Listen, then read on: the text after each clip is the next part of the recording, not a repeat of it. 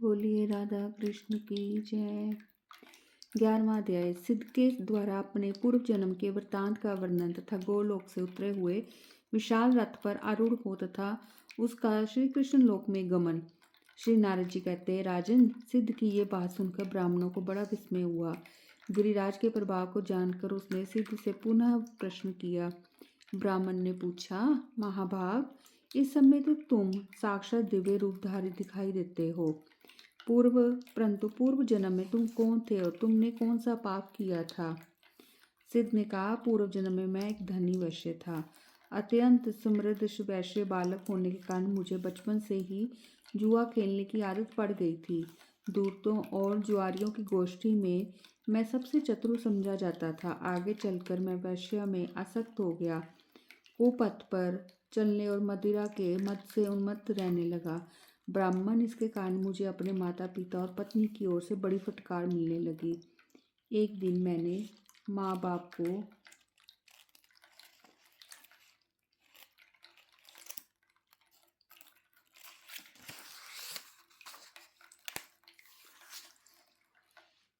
तो जहर देकर मार डाला और पत्नी को साथ लेकर कहीं जाने के बहाने निकला और रास्ते में मैंने तलवार से उसकी हत्या कर दी।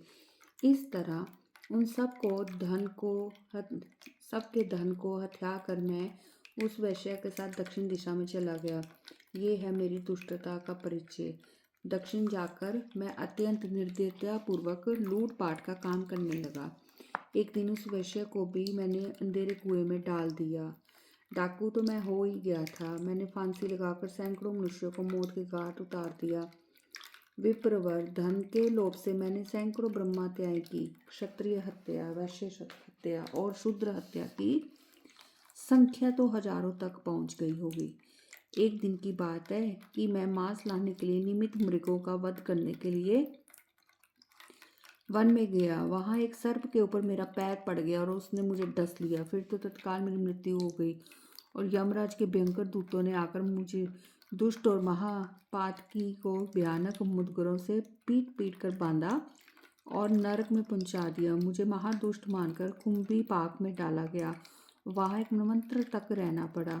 तत्पश्चात तप्त सुमी नामक नरक में मुझ दुष्ट को एक कल्प तक महान दुख भोगना पड़ा। इस तरह 84 लाख नरकों में से प्रत्येक में अलग अलग यमराज की इच्छा से मैं एक एक वर्ष तक पढ़ता और निकलता रहा। तदंतर भारतवर्ष में कर्म वासना के अनुसार मेरा 10 बार तो सुअर की योनि में जन्म हुआ और 100 बार व्याघ्र की योनि में, फिर 100 जन्मों तक ऊंट और उतने ही जन्मों तक भैंसा हुआ। उसके बाद एक सहस्त्र जन्म तक मुझे सर्प की योनि में रहना पड़ा। फिर कुछ दुष्ट मनुष्यों ने मिलकर मुझे मार डाला। विप्रवर, इस तरह 10,000 वर्ष बीतने पर जल शून्य विपिन में मैं ऐसा विकराल और महाखल राक्षस हुआ जैसा कि तुमने अभी अभी देखा है। एक दिन किसी शूद्र के शरीर में आविष्ट होकर व्रज में गया। वहां वृंदावन के निकटवर्ती यमुना के सुंदर तट से हाथ में छड़ी लिए हुए कुछ श्याम वर्ण वाले श्री कृष्ण के पार्षद उठे और मुझे पीटने लगे।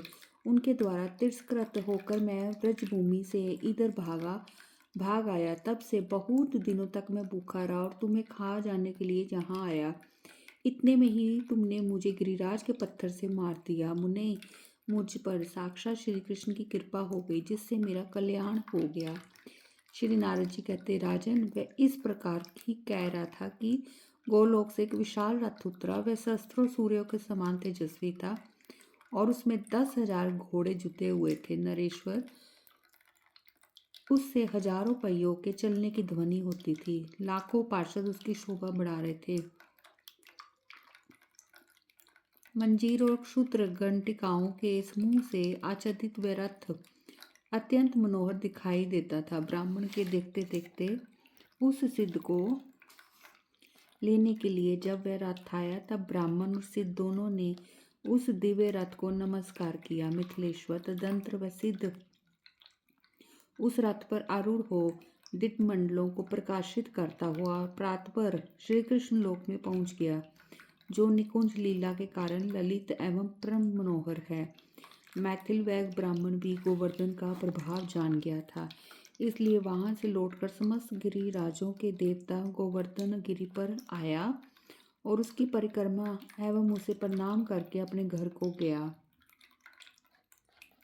राजन, इस प्रकार मैंने ये विचित्र एवं उत्तम मोक्षदायक श्री गिरिराज खंड तुम्हें कह सुनाया। पापी मनुष्य भी इसका श्रवण करके स्वप्न में भी कभी उग्र दंडधारी प्रचंड यमराज का दर्शन नहीं करता। जो मनुष्य गिरिराज के यश से परिपूर्ण गोपराज श्री कृष्ण की नूतन केली के रहस्य को सुनता है, वह देवराज इंद्र की भांति इस लोक में सुख भोगता है और नंदराज के समान परलोक में शांति का अनुभव करता है। बोलिए श्री कृष्ण महाराज की जय। माधुर्य खंड पहला अध्याय।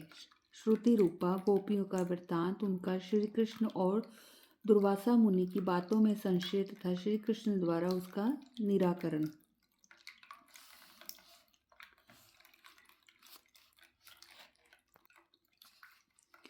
अस्ति कुसुमोप में कांति यमुना, कूल कदम्ब मूलवर्ती, नव गोप वधु विलासशाली वनमाली वितनोतु मंगलानी।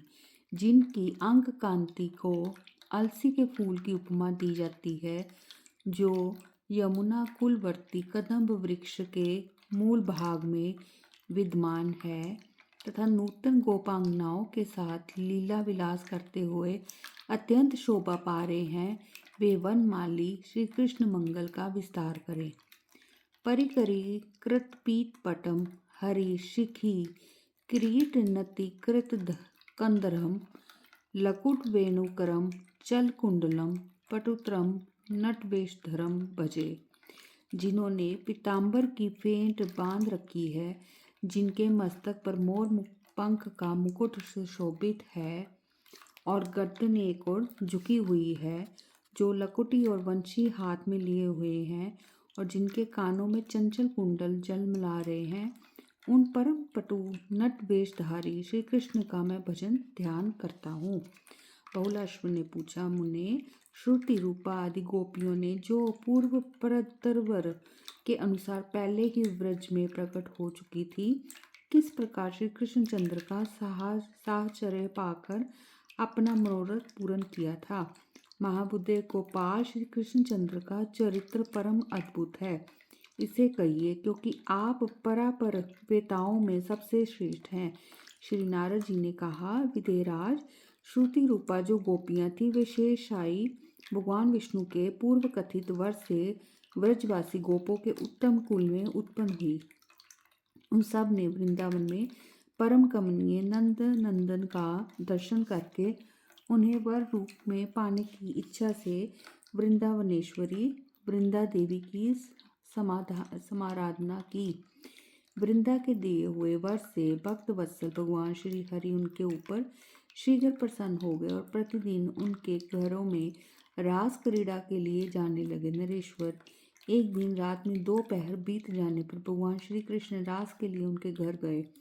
उस समय उत्कंठित गोपियों ने उन परम प्रभु का अत्यंत भक्ति भाव से पूजन करके मधुर वाणी में पूछा। गोपियां बोली, अधनाशन श्री कृष्ण जैसे चकोरी चंद्र दर्शन के लिए उत्सुक रहती है, उसी प्रकार हम गोपांगनाएं आपसे मिलने को उत्कंठित रहती हैं, तो आप हमारे घर में शीघ्र क्यों नहीं आए। श्री भगवान ने कहा, प्रियाओ, जो जिसके हृदय में वास करता है वह उससे दूर कभी नहीं रहता। देखो ना, सूर्य तो आकाश में है और कमल भूमि पर, फिर भी वह उन्हें देखते ही खिल उठता है। वह सूर्य को अपने अत्यंत निकटस्थ अनुभव करता है। प्रियाओ, आज मेरे साक्षात गुरु भगवान दुर्वासा मुनि बांडीर वन में पधारे हैं। उन्हीं की सेवा के लिए मैं चला गया था। गुरु ब्रह्मा है, गुरु विष्णु है, गुरु भगवान महेश्वर है और गुरु साक्षात परम ब्रह्मा है। उन श्री गुरु को मेरा नमस्कार है। अज्ञान रूपी रतौंदी से अंधे हुए मनुष्य की दृष्टि को जिन्होंने ज्ञानांजन की शलाका से खोल दिया है, उन श्री गुरुदेव को नमस्कार है। अपने गुरु को मेरा स्वरूप ही समझना चाहिए और कभी उनकी अवहेलना नहीं करनी चाहिए। गुरु संपूर्ण देवताओं के स्वरूप होते हैं अतः साधारण मनुष्य समझकर उनकी सेवा नहीं करनी चाहिए। हे प्रियाओ, मैं उनका पूजन करके तथा उनके चरण कमलों में प्रणाम करके तुम्हारे घर देरी से पहुंचा हूँ। श्री नारद जी कहते हैं, राजन, श्री कृष्ण का ये उत्तम वचन सुनकर समस्त गोपांगनाओं का बड़ा विस्मय हुआ। वे हाथ जोड़कर सिर झुकाकर श्री कृष्ण से बोली। गोपियों ने कहा, प्रभु, ये तो बड़े आश्चर्य की बात है। आप स्वयं परिपूर्णतम परमेश्वर के भी गुरु दुर्वासा मुनि हैं। ये जानकर हमारा मन उनके दर्शन के लिए उत्सुक हो उठा है। देव परमेश्वर, आज रात के 2 पहर बीत जाने पर उनका दर्शन हमें कैसे प्राप्त हो सकता है? बीच में विशाल नदी यमुना प्रतिबंधक बनकर खड़ी है, तो देव, बिना किसी नाव के यमुना जी को पार करना कैसे संभव होगा? श्री भगवान बोले, प्रियाओ, यदि तुम लोगों को अवश्य ही वहां जाना है तो यमुना जी के पास पहुंचकर मार्ग प्राप्त करने के लिए इस प्रकार कहना, यदि श्री कृष्ण बाल ब्रह्मचारी और सब प्रकार के दोषों से रहित है तो सरिताओं में श्रेष्ठ यमुना जी हमारे लिए मार्ग दे दो। ये बात कहने पर यमुना तुम्हें स्वतः मार्ग दे देगी। उस मार्ग से तुम सभी व्रजंगनाएं सुखपूर्वक चली जाना। बोलिए श्री कृष्ण महाराज की जय।